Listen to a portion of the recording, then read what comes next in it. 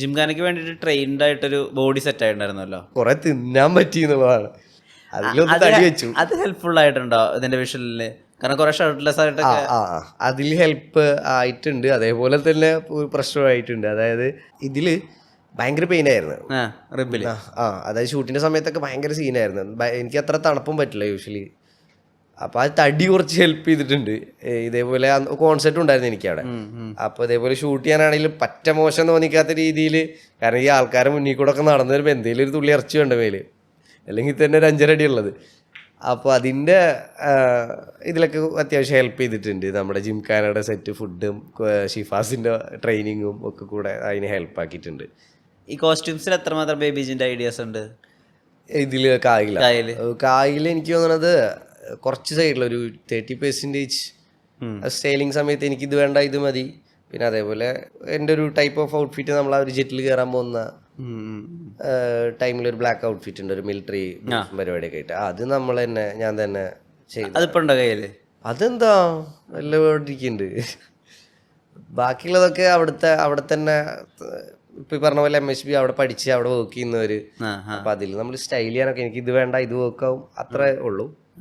ഒരു 30%, 35, 40 പറയാൻ പറ്റില്ല, 30-35% കിട്ടും.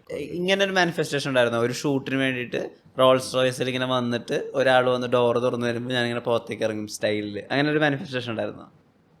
ഇല്ല, അങ്ങനെ ഒരു മാനിഫെസ്റ്റേഷൻ ഉണ്ടായിരുന്നില്ല. ഈ റോൾസ് റോയ്സ് എന്ന് പറഞ്ഞ സാധനം തന്നെ ഓർമ്മയില്ലല്ലോ. നമ്മളെന്താ വെച്ചാൽ പണ്ടത്തെ ഡ്രീം എന്ന് പറഞ്ഞു കഴിഞ്ഞാൽ സ്വിഫ്റ്റ് കാർ, ഒരു മൊബൈൽ കട. അയ്യടാ, നമ്മളതിലാണ് നിൽക്കുന്നത്. അപ്പോൾ അത്രയൊന്നും മാനിഫെസ്റ്റ് ചെയ്യാനായിട്ടുള്ളൊരു തോട്ടിൻ്റെ ഒരു വളർച്ച ഉണ്ടായിരുന്നില്ല എന്നുള്ളതാണ്. പിന്നെ ഇതൊക്കെ കറിഞ്ഞപ്പോൾ ഓക്കെ കുഴപ്പമില്ല, നല്ല രസമുണ്ട് ഫ്രെയിമിൽ. അങ്ങനെ കഷ്ടപ്പെട്ട് സമ്മതിച്ചാന്നല്ല പറഞ്ഞത്, അടിപൊളിയായിരുന്നു പരിപാടി. അവരെ ഒരു പ്രൊജക്റ്റ് ഇങ്ങനെ അവതരിപ്പിച്ചപ്പോൾ നൈസായിരുന്നു. റോൾസ് റോയ്സ് വരുന്ന പോർഷൻ ബാക്കിൽ കായൊന്ന് പാടാൻ പറ്റുമോ? കായ് ഏത് പോർഷൻ നമുക്കിപ്പോൾ ഏറ്റവും ബെസ്റ്റായിട്ട് എനിക്ക് ആ വരി കണക്ട് ചെയ്യാൻ പറ്റുന്നത് എന്താ വെച്ച് കഴിഞ്ഞാൽ, സൗത്തിൻ്റെ കീശക്ക് കായ്ക്ക് സ്കോപ്പ്, കക്കാൻ അറിയില്ല നയിപ്പന നയിപ്പ്, ആരാൻ്റെ കീപ്പെട്ട് വന്ന് കൈക്കൂപ്പ്, കാലം കെട്ട് കോലം കെട്ട് കയ്യിലാക്കി ഹൈപ്പ്. ഇതെന്ന് പറയുന്നത് നമ്മുടെ ഇപ്പോഴത്തെ ഒരു സിറ്റുവേഷൻ തന്നെയാണ്. സൗത്തിൻ്റെ കീശക്ക് കായ്ക്ക് ക്യാഷിന് സ്കോപ്പ് ഉണ്ട്, കക്കാൻ അറിയില്ല നമ്മൾ പണിയെടുക്കുന്നതാണ്.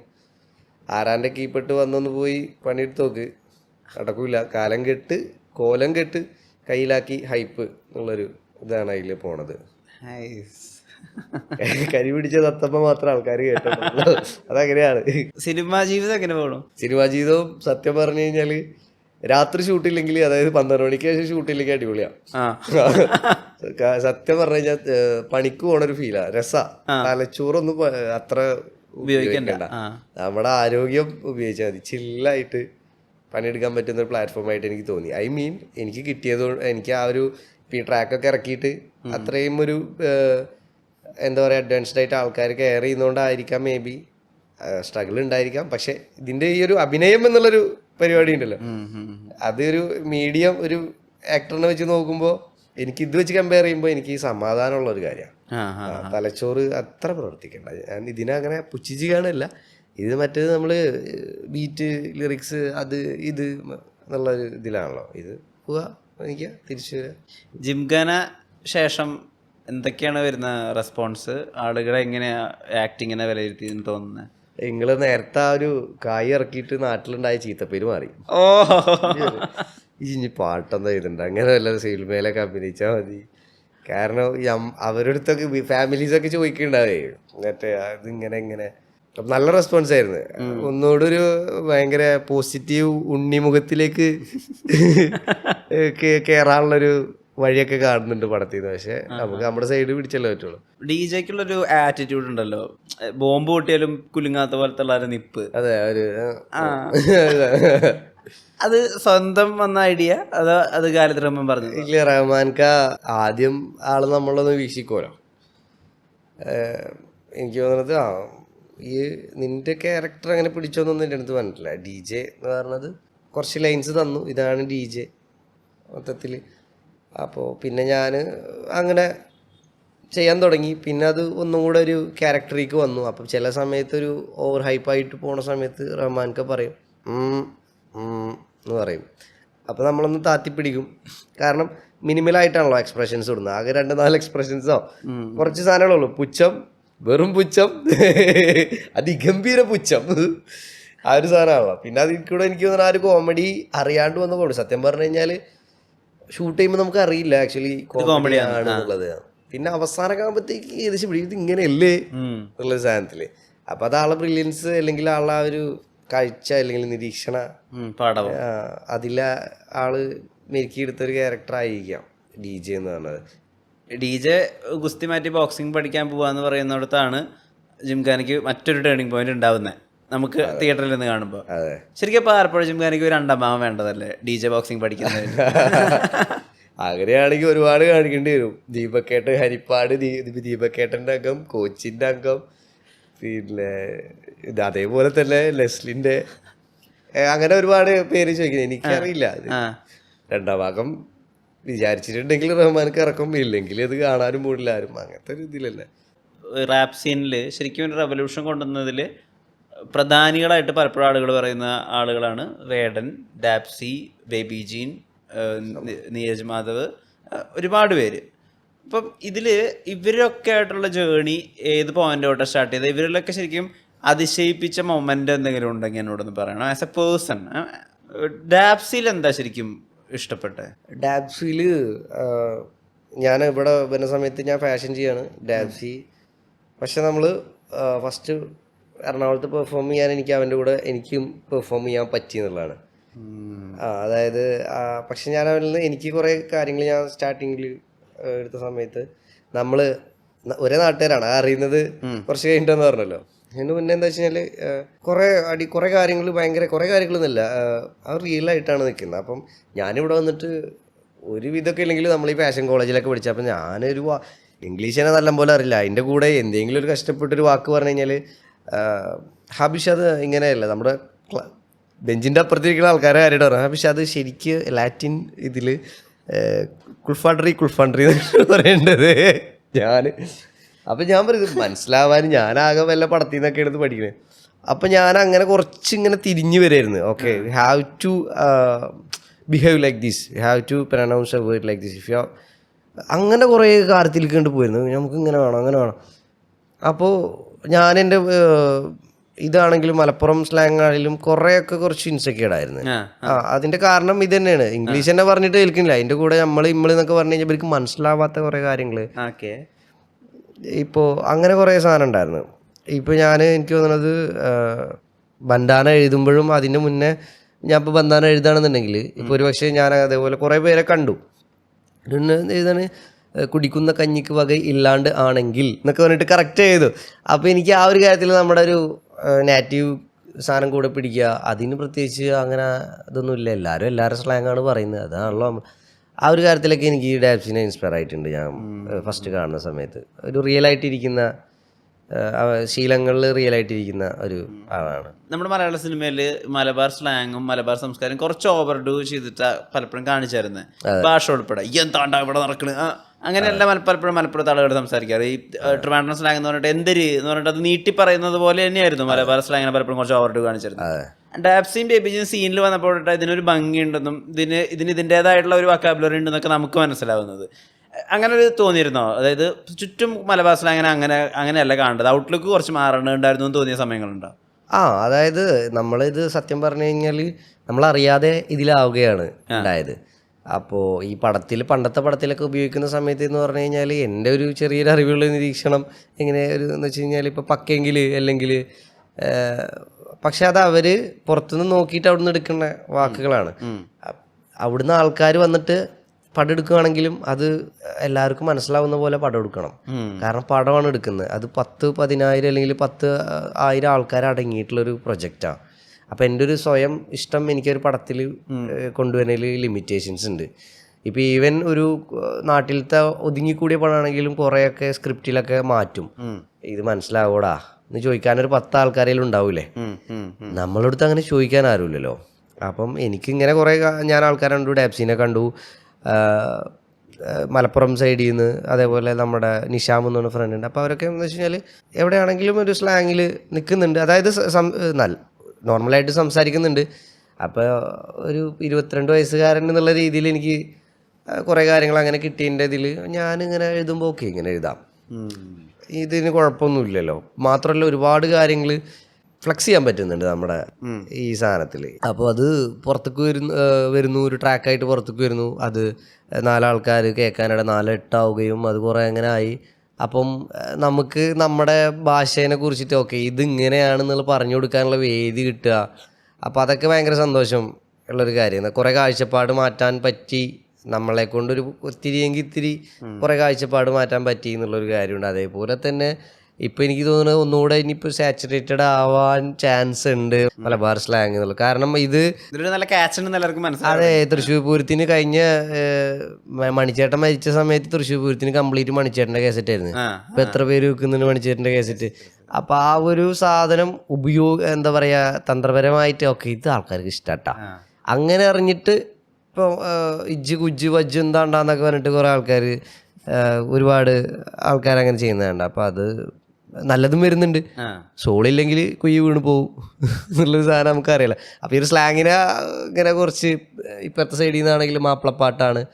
അതേപോലെ വേറെ സാധനം ഞാൻ കണ്ടതെന്ന് വെച്ച് കഴിഞ്ഞാൽ റാപ്പിളപ്പാട്ട്. സംഭവം അടിപൊളിയാണ് റാപ്പിളപ്പാട്ട്. പല രീതിയിൽ ചൂഷണങ്ങൾ ഇപ്പോഴും ചെറുപ്പക്കാരുടെ തന്നെ നടന്നുകൊണ്ടിരിക്കുന്നുണ്ട് എന്നുള്ളതാണ്. ഈ സ്ലാങ്ങിനെ ആണെങ്കിൽ നിങ്ങൾ എന്താ ഒന്നും മനസ്സിലാവില്ല അങ്ങനെ എന്നൊക്കെ പറഞ്ഞിട്ട് അത് ഉണ്ടാവും. ഈ ഡാപ്സിയുടെ കാര്യം പറയുമ്പോൾ അദ്ദേഹത്തിന് സോഷ്യൽ മീഡിയ സ്പേസസിൽ ഒരു ഭയങ്കര വെട്ടുക്കിളി ആക്രമണം നേരിട്ടിട്ടുണ്ട്. എല്ലാവരും എല്ലാ സൈഡിൽ നിന്നും അങ്ങ് ആക്രമിക്കുക, ഒന്നും തിരിച്ചു പറയാൻ പോലും പറ്റാത്ത അവസ്ഥയില കൂട്ടാക്രമണം എന്ന് തന്നെ പറയാം. അപ്പോഴാ പുള്ളി ബ്രേക്ക് എടുത്ത് ഹാല് പോലൊരു ട്രാക്കായിട്ട് വരുന്നത്. എല്ലാവരും പിന്നെ എണീറ്റ് നിന്ന് മേടിച്ചു, എന്തൊരു മനുഷ്യനാണ്, എന്ത് കിട്ടില്ല വോയിസ് ആണ് എന്നുള്ളത്. ഈ ആക്രമണം നേരിട്ട സമയത്തും ഈ തിരിച്ചു വരുന്ന സമയത്ത് എവിടെയെങ്കിലും ബേബി ജിയും പോയിട്ട് നീ ഓക്കെ ആണോ എന്ന് ചോദിച്ച സമയമുണ്ടോ? ഞാൻ ഇതിന് ശേഷം, അതായത് ഇറിന് ശേഷം ഞാൻ അവനെ കണ്ടിട്ടില്ല. അതായത് ഞാൻ മെസ്സേജ് അയച്ചിരുന്നു, അപ്പം പറഞ്ഞ ഞാൻ ബ്രേക്കിലാണ്, ആയിക്കോട്ടെ നമ്മളങ്ങനെ മറ്റേ നീ ഓക്കെ ആണോ ഫോൺ വെക്കുമ്പോൾ ടേക്ക് കെയർ നമ്മൾ അവിടുന്ന് അങ്ങനെ ശീലിച്ചല്ലേ. എനിക്കറിയാം ഓനോ ഓക്കെ അല്ലെങ്കിൽ ഓക്കെ എനിക്ക് ബ്രേക്ക് വേണമെങ്കിൽ അല്ലാണ്ട് ഞാനിങ്ങനെ വിളിച്ചു ചോദിച്ചില്ലെങ്കിൽ എനിക്ക് ഓനോടുള്ളൊരു ബന്ധത്തിൽ എന്തെങ്കിലും അകൽച്ചുണ്ടെന്ന് ഓനക്ക് തോന്നുമോ, അങ്ങനത്തെ ഒരു തോട്ടില്ല. തുണി അയച്ചിട്ട് ബന്ധമാണ്. അതായത് അതിപ്പോൾ ഏറിപ്പോയി കഴിഞ്ഞാലും അത് ഇത്ര ഇന്നുണ്ട്. ഇനിയിപ്പോൾ ഒരു 5 കോടി കൊടുത്താലും എനിക്ക് ഇടങ്കറുണ്ടാക്കുന്ന കാര്യമൊന്നും ചെയ്യില്ല എന്നുള്ളത് അറിയാം. അപ്പോൾ ആ ഒരു ഇതുകൊണ്ട് നമ്മൾ ഇങ്ങനെ മെസ്സേജ് അപ്പോൾ കുറച്ച് സമയം വേണം പറഞ്ഞ് ആയിക്കോട്ടെ കുഴപ്പമില്ല അവൻ്റെ ബൈക്ക് ആയിക്കോട്ടെ. ഇത് പിന്നെ എന്താ വെച്ച് കഴിഞ്ഞാൽ ഇത് കുറപ്പായിരുന്നു കുഴി ചെന്ന് ചാടുന്നുള്ളത്. കാരണം എന്താണെന്ന് വെച്ച് കഴിഞ്ഞാൽ കുഴി ചെന്ന് ചാടണമല്ല, ഇത് കുറേ കുഴി ഉണ്ടാവും അതിൽ എളുപ്പം. കാരണം ഇപ്പം ഭയങ്കര ഞാൻ പറഞ്ഞില്ല ഭയങ്കര റിയൽ ആയിട്ടുള്ളൊരു മനുഷ്യനാണ്. കുറേ കാര്യങ്ങൾ അന്ധമായിട്ട് വിശ്വസിക്കുകയും അപ്പോൾ കുറേ ആൾക്കാർ അന്ധമായിട്ട് വിശ്വസിക്കുകയും ചെയ്യുന്ന ഒരാളാണ്. അപ്പോൾ ആ ഒരു കാര്യം അതിൻ്റെ കൂടെ ഭയങ്കര മാസം ഓഡിയൻസായി. വെറുതെ ഒരു റീല് കണ്ടിട്ട് ഫോളോ ചെയ്യണവരായി, വെറുതെ ഒരു റീല് കണ്ടിട്ട് ജഡ്ജ് ചെയ്യണവരായി. അവൻ ചെയ്ത മുന്നത്തെ ട്രാക്ക് എന്താണ്, അവൻ്റെ കോർ എന്താണ് ഒന്നും അറിയാത്ത ഡാപ്സി, ഇലുമിനാണ്ടി ഡാപ്സി. ഈ ഇലുമിനാണ്ടി ഡാപ്സി അറിയണവരാണ് പ്രശ്നം. ഇവനെ വേണ്ട രീതിയിൽ ഉപയോഗിക്കില്ല.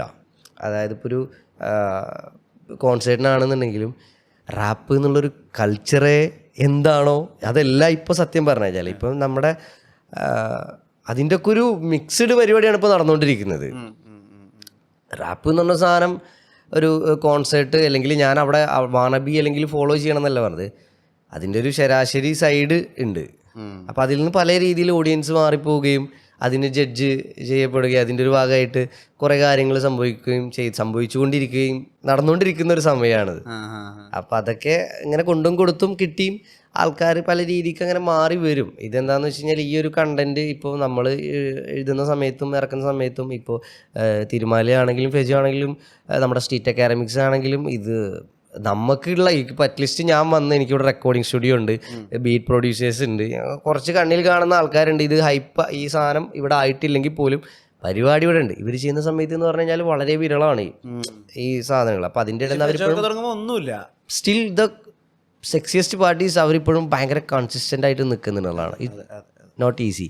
ഇനിയും കുറേ കാര്യങ്ങൾ എന്താ പറയുക ആൾക്കാർ മനസ്സിലാക്കാനുണ്ട്, അത് ഞാനും പഠിക്കാനുണ്ട് എന്നുള്ളൊരു ഇതിലാണ്. ഇപ്പോൾ ഈ വൈറലായി പോകുന്ന സമയത്ത് ഇപ്പോൾ നേരത്തെ പറഞ്ഞത് ഫെജോ ആണെങ്കിലും തിരുമാലയാണെങ്കിലും അവർ എഴുതുന്ന സമയത്ത് നീഷ് ഓഡിയൻസ് ആണ്, നമ്മൾ എഴുതുന്ന സമയത്ത് നീഷ് ഓഡിയൻസ് ആണ്. അപ്പോൾ അതിൻ്റേതായിട്ടുള്ളൊരു ഭംഗി ഉണ്ടായിരുന്നു. ഇപ്പോൾ ഈ പറഞ്ഞ പോലെ റീല് കണ്ടിട്ടും ട്രെൻഡിങ് ആയി കണ്ടിട്ടും വരുന്നില്ല. ഞാൻ അന്ന് പറഞ്ഞിട്ടുണ്ട് കായ് വൈറലായിട്ടുണ്ട്, ഇത് എനിക്ക് കിട്ടാൻ പോകുന്ന ഒരു പണിയിൽ ഒരെണ്ണമായിരിക്കും. കാരണം ആവശ്യമില്ലാത്ത ഓഡിയൻസ് ഒന്ന് കയറും. അപ്പോൾ നമുക്ക് എന്നിട്ട് പറയും ഇതൊക്കെ എന്ത് അമ്പര പാട്ടാണ് പാട്ട്, അവർക്ക് ഗാനമേളയാണ് വേണ്ടത്. അതിന് നമുക്ക് കുറ്റം പറയാൻ പറ്റില്ല. പക്ഷെ ഇതിന് വന്ന് കേൾക്കണം എന്തിനാന്ന് ഞാൻ ചോദിക്കണേ. കാരണം എന്താണെന്ന് വെച്ച് കഴിഞ്ഞാൽ നമ്മൾ ചെറുപ്പത്തിൽ കേട്ട് വളർന്ന പാട്ടുകളാണ് നമുക്ക് ഏറ്റവും ബെസ്റ്റ്. അതെ അല്ലേ? ഇന്ത്യയിൽ കോൾഡ് പ്ലേ വന്നു, ഞാൻ നോക്കുമ്പോൾ ഭയങ്കര പരിപാടി. സത്യം പറഞ്ഞു കഴിഞ്ഞാൽ ഈ ടിക്കറ്റ് കോൾഡ് പ്ലേ ഇന്ത്യയിൽ വരുന്നുണ്ട്, തായ്ലാൻഡിൽ വരുന്നുണ്ട് പറയുമ്പോഴാണ് കോൾഡ് പ്ലേ എന്താണെന്ന് ഞാൻ അറിയണത്. അതെന്ന് പറഞ്ഞു കഴിഞ്ഞാൽ നമുക്ക് അത്രയും അറിവില്ല. ഞാൻ പറഞ്ഞത് കോൾഡ് പ്ലേ ആരും കൂടെ അല്ല, നമുക്കിതൊന്നും അറിയാനുള്ളൊരു പ്ലാറ്റ്ഫോം ഉണ്ടായിരുന്നില്ല അന്ന്. അപ്പം നമ്മളെന്താണോ കേട്ടു വന്നത്, ഞാൻ ദിൽഹേ ഫാത്തിമയുടെ റെമിക്സും അല്ലെങ്കിൽ പണി പോയി കഴിഞ്ഞാൽ ഉച്ചയ്ക്ക് കിടന്നുറങ്ങുമ്പോൾ നമ്മളെ കുറച്ച് വൈശാഖ സന്ധ്യയും അല്ലെങ്കിൽ ആ ഒരു ടൈപ്പ് ഓഫ് സിനിമ പാട്ടുകൾ, അതാണ് എൻ്റെ റൊട്ടീനും എൻ്റെ ശീലവും. അപ്പം എനിക്കിപ്പോൾ അതെ ഡിഗ്രി പട്ടാളം ചില്ലിക്കാണെങ്കിൽ അപ്പോൾ പക്ഷെ ഞാൻ ഹിപ്പോപ്പും കേൾക്കും, അത് എൻ്റെ വേറെ തലം. അപ്പം ഓരോരുത്തർക്ക് ജനിച്ചു വളർന്നുമ്പോൾ ഏറ്റവും കൂടുതൽ കേട്ടത് എന്താണ് അത് മൈൻഡിൽ നിൽക്കും. അപ്പം ഇവരെ സംബന്ധിച്ചിടത്തോളം ഇപ്പം അതൊക്കെ പെട്ടെന്നൊരു മാറ്റം വരികയാണ്. സിനിമയിൽ പാട്ടില്ല എന്ന് പറഞ്ഞു കഴിഞ്ഞാൽ ഇപ്പോൾ ഒരു പാട്ടിനായിട്ട് മറ്റേ ന്യൂയോർക്കിൽ പോയിട്ട് ഷൂട്ട് ചെയ്യണില്ല നടനും നടിയും, സിറ്റുവേഷനിലായിട്ട് പാട്ട് പുറത്തേക്ക് വന്നു തുടങ്ങി സിനിമയുടെ ഉള്ളിൽ നിന്ന്. അപ്പോൾ ഇവർ കേട്ട് ശീലിച്ച ഒരു സാധനങ്ങളല്ല ഇപ്പോൾ കേൾക്കുന്നത്, ഇപ്പോൾ ടട്ട പറഞ്ഞുള്ള സാധനങ്ങളാണ് കേൾക്കുന്നത്. അപ്പോൾ അവർക്കത് ആക്സെപ്റ്റ് ചെയ്യാനുള്ളൊരു ബുദ്ധിമുട്ടുണ്ട്. അത് ഭയങ്കര ജഡ്ജ്മെൻ്റലായിട്ടാണ് അവർ കാണുന്നത്. അങ്ങനെ ഒരു പ്രശ്നമുണ്ട്. ഞാൻ മൊബൈൽ കട ഇടില്ല, ഗൾഫ് പോവില്ല എന്ന് തീരുമാനിച്ച മലബാറുകാരൻ എപ്പോഴാണ് ഉണ്ടായത്? ഇല്ല, എനിക്ക് തോന്നുന്നത് ഗൾഫിൽ പോകാനൊന്നും അങ്ങനെ മുന്നേ ഉണ്ടായിരുന്നില്ല, ആഗ്രഹം ഉണ്ടായിരുന്നില്ല. കാരണം വാപ്പ അങ്ങനെ ഗൾഫിൽ പോവാ, വാപ്പ നാട്ടിൽ നിൽക്കുക, ഉള്ളതാണെങ്കിലും നാട്ടിൽ നിൽക്കുക എന്നുള്ളൊരു മൂഡ് പിടിച്ചിരിക്കുന്ന ഒരു മനുഷ്യനാണ്. അപ്പോൾ എനിക്കും അങ്ങനെ ഗൾഫിൽ പോയിട്ട് ആക്കണം എന്നുണ്ടായിരുന്നില്ല. പക്ഷെ ഒരു ടൈമിലൊക്കെ ഗൾഫ് എന്നുള്ളൊരു ഇതൊക്കെ ഉണ്ടായിരുന്നു. പിന്നെയാണ് നമുക്കിങ്ങനെ, പക്ഷെ അതിനേക്കാളൊക്കെ കൂടുതൽ എനിക്ക് മ്യൂസിക് പ്രൊഡക്ഷൻ അല്ലെങ്കിൽ ഫാഷൻ എന്നുള്ളൊരു തോട്ട് ഭയങ്കരമായിട്ട് കിടപ്പുണ്ടായിരുന്നു. ഒരു 7th തൊട്ടിട്ടേ ഫാഷൻ ചെയ്യണം, അതിന് റിലേറ്റഡ് ആയിട്ട് എന്താണ് പഠിക്കേണ്ടതെന്ന് അറിയില്ല, പക്ഷേ എനിക്ക് ഫാഷൻ ഡിസൈനർ ആവണം. പിന്നെ കാണുന്നത് ചോക്ലേറ്റിൽ ജയസൂര്യ ചേട്ടനെയാണ്. അപ്പം ഇതൊക്കെയാണ് നമ്മുടെ റെഫറൻസ് ഫാഷൻ ഡിസൈൻ. ഇല്ലില്ല, എനിക്കിപ്പോഴും ഓർമ്മ പറയണം. അല്ല, നിങ്ങളായിരുന്നു നിങ്ങളുടെ നാട്ടിലൊക്കെ ഈ പുതിയ ഫാഷൻ ഇറക്കണ മെയിൻ? ഇതാ മറ്റേ നമ്മളന്ന് എനിക്ക് പാകമുള്ള ടീഷർട്ട് പോലും കിട്ടൂലല്ലോ അന്ന്. നല്ല ട്രെൻഡിങ് ഇറങ്ങണ സാധനം നമുക്ക് പാകം ഉണ്ടാവില്ല. അന്ന് വളരെ ചെറുതല്ലേ. അപ്പോൾ അപ്പത്തെ ഒരു പ്രമാണി ആരാന്ന് വെച്ച് കഴിഞ്ഞാൽ ഡാപ്സിയാ. അന്നൊക്കെ അറിയില്ല അത് വരാന്നുള്ളത്. അപ്പം +2 മറ്റേ പച്ച converse, pink converse, skin fit pant, മറ്റേ സ്ലിംഗ് ബാഗ്, മുടി. ഇവനും എൻ്റെ കുറച്ച് കൂട്ടുകാരന്മാരുണ്ട്, വരും. ഇവർ +2, ഞാനന്ന് 6ാം ക്ലാസ്, 6-5 കേട്ടോ. അപ്പോൾ ഇവരൊക്കെ ഇങ്ങനെ കാണുമോ. അന്ന് ആ ഒരു ടൈമിലാണ് മറ്റേ മെൻസിനായിട്ട് ഷോപ്പുകൾ വന്നു തുടങ്ങുന്നത്. അപ്പോൾ അത് ഭയങ്കരമായിട്ട് അടിപൊളിയായിരുന്നു ആ ഒരു സമയം. പക്ഷെ ആ ഒരു തുടങ്ങുന്ന സമയം നമുക്കൊന്നും ട്രെൻഡ് സെറ്റർ ഒന്നും ആവാൻ പറ്റാത്ത, നോക്കി നിൽക്കുക, പൈസ ഇല്ല, ശരീരം ഇല്ല. അവരൊക്കെ എന്ന് പറഞ്ഞു കഴിഞ്ഞാൽ ആ ഒരു സമയത്ത് അന്നൊക്കെ പണിക്ക് പോയിട്ട് തന്നെ നല്ല ഔട്ട്ഫിറ്റ്സും കാര്യങ്ങളും ഒക്കെ മാക്സിമം ആ ഒരു അങ്ങനെയൊക്കെയാണ് തുടങ്ങുന്നത്. നമുക്ക് ബെറ്റർ സ്റ്റൈലൊക്കെ കൊണ്ടുവരാം. പടത്തിലത്തെ റെഫറൻസ് ഒക്കെ വളരെ കുറവാണ്. പടത്തിലത്തെ റെഫറൻസ് ചോക്ലേറ്റ് ഇറങ്ങിയിട്ട് ഇങ്ങനെ വെച്ച് അത് നമ്മൾ കൂടുതലും ഇങ്ങനെ നാട്ടിലിറങ്ങുന്ന ട്രെൻഡ്, അതിൻ്റെ ഏറ്റവും ടോപ്പ് നോച്ച് പരിപാടി പിടിക്കാൻ നോക്കുക എന്നുള്ളതായിരുന്നു സ്റ്റാർട്ടിങ് ഒരു സ്പാർക്കൊക്കെ. പിന്നെ ഒരു 7th ഒക്കെ എത്തിയപ്പോഴാണ് ഇങ്ങനെ ഒരു കോഴ്സ് ഉണ്ട്. പിന്നെ 9ാം ക്ലാസ് എത്തിയപ്പോൾ ഒരു മ്യൂസിക്കിലോട്ടൊരു ചായ്വ് വന്നു. ആ സമയത്തൊക്കെയാണ് നമുക്കൊരു മ്യൂസിക് യൂട്യൂബ് പരിപാടിയൊക്കെ ആക്സസ് ഒക്കെ കിട്ടുന്നത്, ഫ്രണ്ട്സിൻ്റെ അങ്ങനെയൊക്കെ. അപ്പോൾ പിന്നെ ആ ഒരു പരിപാടി, അതിൻ്റെ ഒരു എൻജിനീയറിങ് പഠിക്കണം, DJ പരിപാടിയൊക്കെ ഉണ്ടായിരുന്നു. അതും നമ്മളെ നാട്ടിലന്ന് DJ പരിപാടി ട്രെൻഡിങ് ആയിരുന്നു കേട്ടോ, DJ ആവുക എന്നുള്ളത്. അതിൽ നിന്നാണ് മ്യൂസിക്ക് എത്തി നോക്കണത്. അപ്പോൾ അതിൽ നിന്ന് എൻജിനീയറിങ് പരിപാടി കിട്ടി. വീട്ടിൽ അങ്ങനെ മ്യൂസിക് പരിപാടി നടക്കില്ല എന്നുള്ളൊരു മൂടായി. ഏകദേശം ഓക്കെ നിൽക്കുകയായിരുന്നു. അപ്പം എൻ്റെ ഒരു വകയിലൊരു മൂത്താപ്പം എന്നിട്ട് പറഞ്ഞു, ഈ സാധനം എടുത്തിരിക്കണമെങ്കിലേ ഇത് അങ്ങോട്ട് ചെല്ലണം എന്ന് പറഞ്ഞു. അതോടെ നോ DJ. ഞാനൊരുവിധം ഇത് എന്താ പറയാ പറഞ്ഞ് മനസ്സിലാക്കി കൊണ്ടുവന്ന് ഇങ്ങനെ എത്തിക്കരുത്.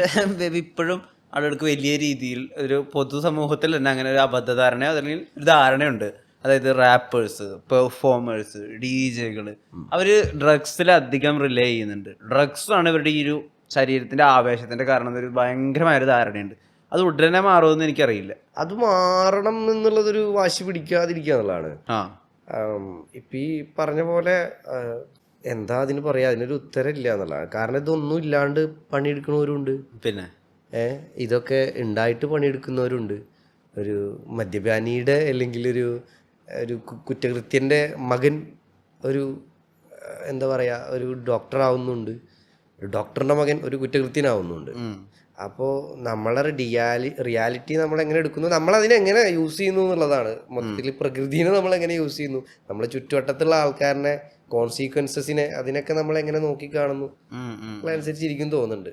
അങ്ങനെ പല സൈഡും ഉണ്ടല്ലോ അതിന്. നമുക്കൊരു സ്പെസിഫിക് ആയിട്ട് ഓക്കെ നാളെ ലഹരി വേണ്ട, ഇത് വേണ്ട, അങ്ങനെ സമരം ചെയ്തിട്ട് മാക്സിമം ആൾക്കാർ റെസ്പോൺസിബിൾ ആയിട്ടിരിക്കുക എന്നുള്ളതാണ് ഗാന്ധിജി കണ്ട കിനാശേരി. അങ്ങനെ ആവാൻ എപ്പോഴും ആഗ്രഹമുണ്ട്. ആൾക്കാരെപ്പോഴും റെസ്പോൺസിബിൾ ആയിട്ടിരിക്കുക, ബാക്കിയുള്ള ആൾക്കാരോട് റെസ്പോൺസിബിൾ ആയിട്ടിരിക്കുക എന്നുള്ള ഒരു പരിപാടി എല്ലാവർക്കും ചെയ്യാൻ പറ്റി കഴിഞ്ഞാൽ നൈസായിരിക്കും. ഫെജോന്റെ കൂട്ടിലിട്ട് തത്ത കേൾക്കുന്നു, തിരുമാലയുടെ അവസ്ഥ കേൾക്കുന്നു. ആ സമയം എപ്പോഴാ?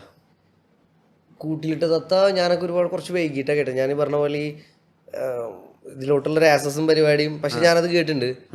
പിന്നെ അവസ്ഥ കേട്ട പീരീഡ്, 2 പീരീഡ് എനിക്ക് ഓർമ്മയില്ല. പക്ഷെ ഞാൻ കൊച്ചിക്ക് വരുന്നേക്കാൾ മുമ്പ് വരെ ട്രാക്ക് കേട്ടിട്ടുണ്ട്. ഞാൻ തിരുമാലിക്കും മെസ്സേജ് അയച്ചിട്ടുണ്ട്, ഫെജോക്കും മെസ്സേജ് അയച്ചിട്ടുണ്ട്.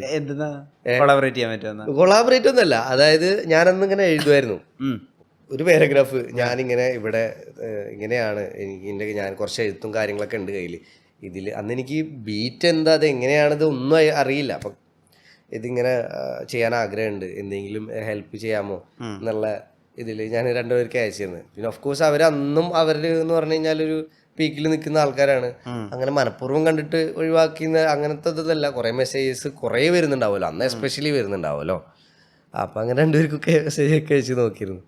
ഫെജോനെ നേരിട്ട് പരിചയപ്പെട്ടപ്പോൾ എന്താ മനസ്സിലായത്? നല്ല ഒരു എന്താ പറയുക, നല്ലൊരു ക്യാരക്ടർ. എന്താ പറയുക, ഭയങ്കര സ്വീറ്റാണ്, ഭയങ്കര പൊളൈറ്റാണ്.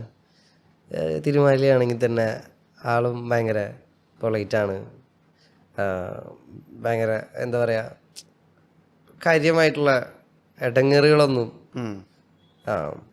അതായത് ഞാനിപ്പോൾ 2 പേരെ പരിചയപ്പെടുന്ന കോസ്റ്റ്യൂം ഡിസൈനിങ് ചെയ്യുമ്പോൾ, കോസ്റ്റ്യൂം സ്റ്റൈലിങ് ചെയ്യുന്ന ആ സമയത്താ ഇവിടെ വന്നിട്ട് അങ്ങനെയാണ് എനിക്ക് ഡൗൺ ട്രോഡൻ ഉണ്ടല്ലോ, ഡൗൺ ട്രോഡൻസ് അല്ല, ട്രോഡൻ നമ്മുടെ മ്യൂസിക് വീഡിയോ ഒക്കെ ഡയറക്റ്റ്. അപ്പം ഞാനും അവനൊരു റൂമിൽ ഷെയർ ചെയ്തിട്ടായിരുന്നു ഒരു അപ്പാർട്ട്മെന്റ്, റസീൻ എന്നൊക്കെ പറഞ്ഞിട്ട്. അപ്പം റസീൻ ത്രൂ എനിക്ക് ഫാഷൻ്റെ ഒരുപാട് വേറെ സൈഡ് എക്സ്പ്ലോർ ചെയ്യാൻ പറ്റി. ട്രോഡൻ ത്രൂ എനിക്കിങ്ങനെ കുറേ പേരെ പരിചയപ്പെടാൻ പറ്റി. അപ്പോൾ അതിൽ നിന്ന് പിന്നെ എനിക്ക് മനസ്സിലായി, ആസസ് സ്റ്റുഡിയോ പോയി റെക്കോർഡ് ചെയ്യുന്ന പ്രോസസ്സൊക്കെ ഞാൻ മനസ്സിലാക്കി. അങ്ങനെ പിന്നെ ഇതിൽക്ക് ആവുകയാണ് ഉണ്ടായത്. നീരജ് മാധവ് എന്നുള്ള ഫിനോമിന അതെങ്ങനെ ഉണ്ടായിരുന്നു? വല്ലാത്ത ജാതി. എനിക്ക് തോന്നുന്നത് നമ്മൾ ട്രാക്ക് ചെയ്യുന്ന സമയത്ത് ഭയങ്കര ചില്ലായിട്ട് ചെയ്ത ഒരു പരിപാടിയാണ്. പിന്നെ ഭയങ്കര ചില്ല് മനുഷ്യനാണ്. നമുക്ക് ഇതേപോലെ വേറെ, അതായത് ഇതിൻ്റെ കുറച്ചും കൂടെ ഈ ഒരു സൈഡ്, അതായത് ഇപ്പോൾ ഒരു കോസ്റ്റ്യൂം അല്ലെങ്കിൽ നമുക്ക് ഇത്ര ആൾക്കാരൊക്കെ വെക്കാം, സ്റ്റൈലിങ് പരിപാടിയൊക്കെ പിടിക്കാം. അപ്പം ആ ഒരു സൈഡ് കുറച്ചും കൂടെ ഒക്കെ ഒന്ന് നമ്മൾ തന്നെ ഒക്കെ കൂടി ഓടി മണ്ടണ്ട ഉള്ള കാര്യത്തിലേക്ക് എനിക്ക് കുറച്ച് ഒരു സൈഡൊക്കെ എനിക്ക് ഹെൽപ്പായിട്ടുണ്ട് ആളുടെ കയ്യിൽ നിന്ന്. കാരണം എത്രയൊക്കെ ആയാലും നമ്മളോട് ഒറ്റയ്ക്ക് എല്ലാം കൂടെ ചെയ്യാൻ പറ്റില്ലല്ലോ. ആ ഒരു സ്റ്റേജ് വരുമ്പോൾ ഒന്നും കൂടെ ബെറ്റർ ആക്കി തുടങ്ങാം എന്നുള്ള കാര്യങ്ങളൊക്കെ എനിക്ക് ആളുടെ നിന്ന് കുറച്ച് ഐഡിയാസ് കുറച്ച് കിട്ടിയിട്ടുണ്ട്. പടത്തിൻ്റെ ഷൂട്ടിങ്ങിൽ ജയേട്ടൻ കണ്ടിട്ട് ഗ്രീറ്റ് ചെയ്തതിന് ശേഷം എന്താ ചോദിച്ചത് ആദ്യം? എനിക്ക് മകൻ പാട്ടൊക്കെ കേൾക്കും, ഇങ്ങനെ ട്രാക്കൊക്കെ കേൾക്കാറുണ്ട് എന്നുള്ള കാര്യത്തിലായിരുന്നു ഒരു ഇൻട്രഡക്ഷൻ. ഞാൻ പിന്നെ പറയേണ്ട കാര്യമില്ല, ജേട്ടാ ഞാൻ പടങ്ങൾ കാണാറുണ്ട്. ഓഫ് കോഴ്സ് നമ്മളെ ബാല്യം അവരിലൊക്കെ കൂടെ ആയിരുന്നല്ലോ. പിന്നെ ആ ജേട്ടൻ മകനായിട്ട് വന്നു, പരിചയപ്പെടുത്തി. അപ്പൊ ഞാൻ പറഞ്ഞു, എനിക്ക് അവൻ ചെറുപ്പത്തിലൊരു ഷോർട്ട് ഫിലിം എന്തോ ഒരു ഡയറക്ട് ചെയ്ത ന്യൂസൊക്കെ ഞാനതൊക്കെ ഷെയർ ചെയ്തു. Happy mood. വിനായകൻ നമ്മള് നേരിട്ട് സംസാരിച്ചിട്ടില്ല എന്നുള്ളതാണ്. കോമ്പിനേഷൻ സീൻസ് ആകുള്ളത് ഞാനിവിടെ, ചേട്ടനവിടെ. നമ്മള് ഇതുണ്ട്. ഈ ഒരു സാധനം ഉണ്ട്.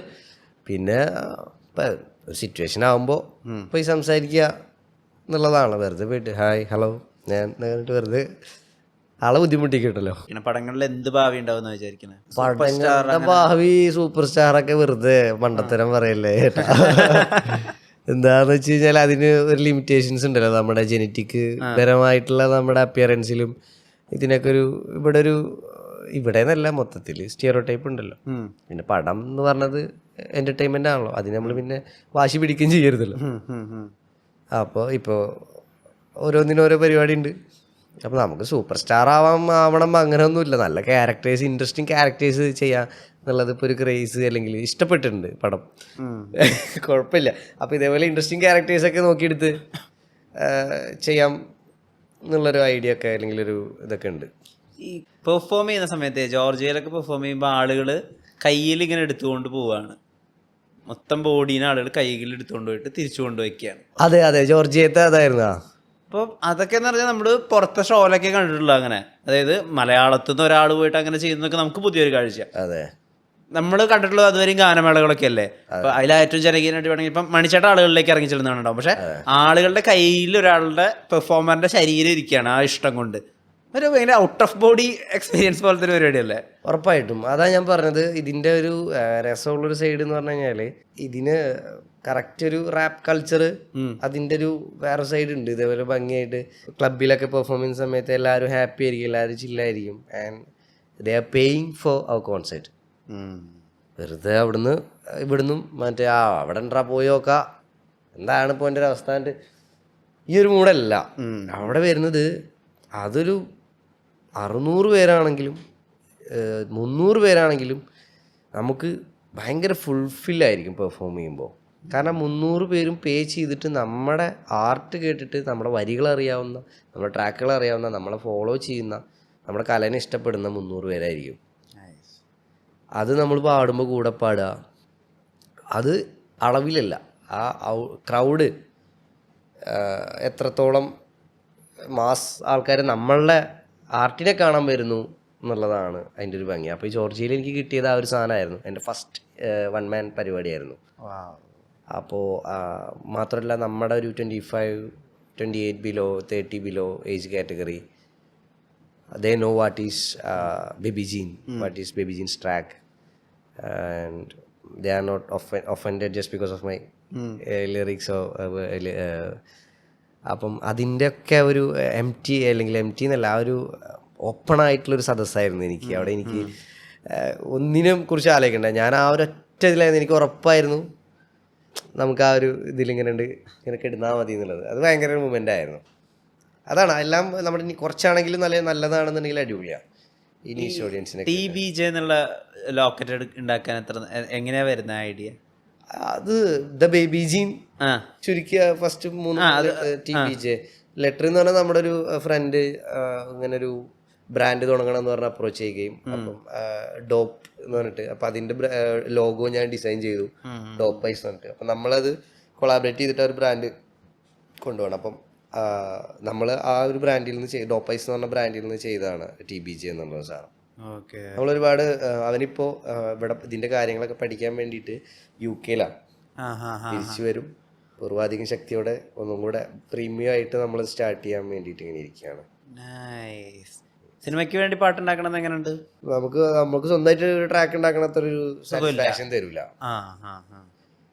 അത് കൂടുതലും ഒന്നല്ലെങ്കിൽ ഒരു ക്യാരക്ടറിന് സംബന്ധമായിട്ടുള്ളൊരു വരികളും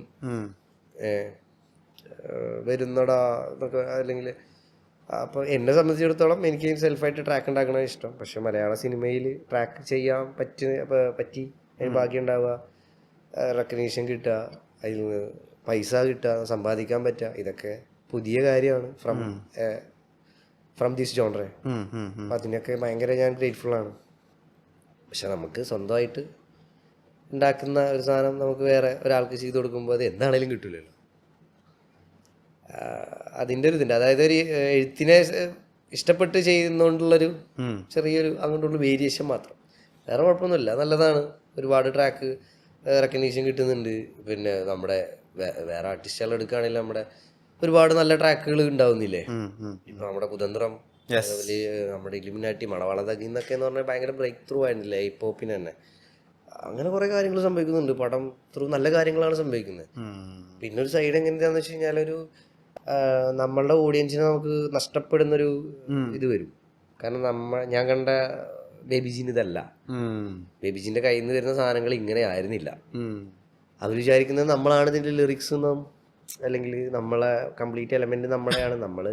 നമ്മൾ ചിലപ്പോൾ നമ്മളെ ലിറിക്സ് ആണെങ്കിൽ കൂടി നമ്മളാ ഒരു ക്യാരക്ടറിനെ നോക്കിയിട്ടാണ് എഴുതുന്നുണ്ടാവും.